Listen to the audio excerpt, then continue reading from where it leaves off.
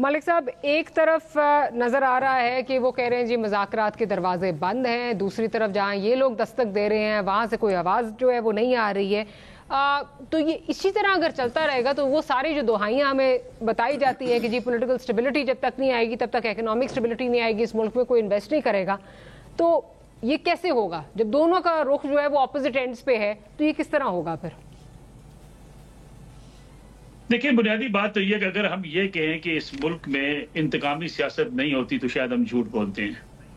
اگر آج P T I جو ہے اس کے خلاف مقدمات ہیں یا ان کے کارکنوں کی پکڑ دکڑ ہے یا گرفتاریاں ہوتی ہیں تو اس سے موجودہ حکومت بری ذمہ نہیں ہو سکتی. اور اگر ماضی کی بات کی جائے پی ایم ایل این زیر عتاب تھی تو اس سے پی ٹی آئی بری ذمہ نہیں ہو سکتی.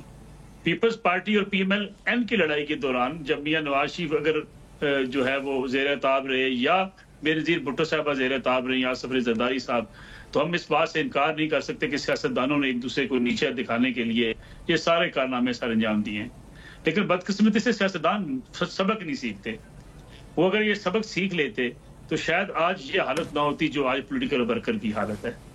مسئلہ یہ ہے کہ جو ابھی بسر صاحب بات کر رہے تھے، کاش ایسا ہوتا، کاش کہ یہ اسٹیبلشمنٹ سے یہ بات چیت نہ کرنا چاہتے، یہ این آر او نہ مانگ رہے ہوتے. یہ تو اسٹیبلشمنٹ سے بھی بات چیت کرنا چاہتے ہیں.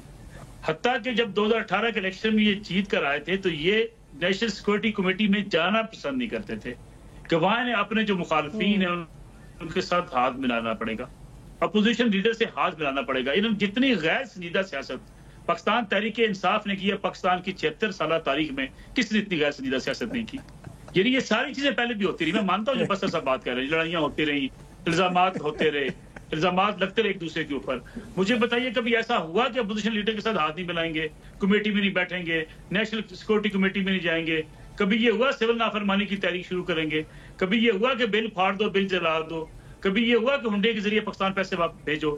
کبھی یہ ہوا کہ سیکٹری داخلہ سے کہا جاؤ سیکٹری داخلہ سن لو میں تمہیں چھوڑوں گا نہیں؟ کبھی یہ ہوا کہ میں آپ کو انٹرپٹ کر رہی ہوں، but at the end of the day آپ کی جتنی چیزوں سے میں ایگری کرتی ہوں، آپ جو باتیں کر رہے ہیں بالکل ویلڈ پوائنٹس ہیں. At the end of the day یہ ایک پولیٹیکل فورس ہے اور یہ 8 فروری کو یہ پتا چل گیا. اب پرابلم یہ ہے نئے کیسز بنا کے، نئی گرفتاریاں کر کے جب پرانے ختم ہو رہے ہیں، بات چیت کے دروازے بند کر کے کس طرح جو ہے وہ چیزیں آگے چلیں گی؟ Because at the end of the day once جو ہے وہ حکومت پر زیادہ آتا ہے کہ حکومت نے انگیج کرنا ہے. آگے چیزیں دیکھیں، آگے چیزیں چل سکتی ہیں کس طریقے سے؟ آگے چیزیں چل سکتی ہیں کہ وہ کہتے ہیں صاحب چھپتے بھی نہیں، سامنے آتے بھی نہیں. آپ نے کہا ٹویٹر ہینڈل میرا ہے، ویڈیو جو اپلوڈ کی گئی وہ میری نہیں، میں اس سے شاید اس کا میں کنٹینٹ چینج کر دیتا. یعنی آپ اسٹیبلشمنٹ کو پیچھے سے چھری بھی مارنا چاہتے ہیں، آگے سے گلے میں جفی بھی ڈالنا چاہتے ہیں. یہ دنیا میں ہوتا نہیں. آپ آرمی چیف کے خلاف کمپین چلاتے ہیں، مذاکرات بھی کرنا چاہتے ہیں. آپ باہر مظاہرے کرواتے ہیں اپنے ملک کے آرمی چیف کے آرمی اور لیڈرشپ کے خلاف، اور ساتھ آپ ریلیف بھی چاہتے ہیں. وہ میرا خیال ہے وہ مریم نواز کا جو ایک وہ تاریخی جملہ ہے یہ اس پہ عمل پیرا ہے، پاور ٹاکس ٹو پاور. تو وہ دکھانا چاہتے ہیں کہ جی ہم ابھی بھی جو ہے نا وہ آئی تھنک پاور میں ہے. پتہ نہیں ہے وہ کس حد تک جو ہے وہ کام کرتا ہے. Let's see.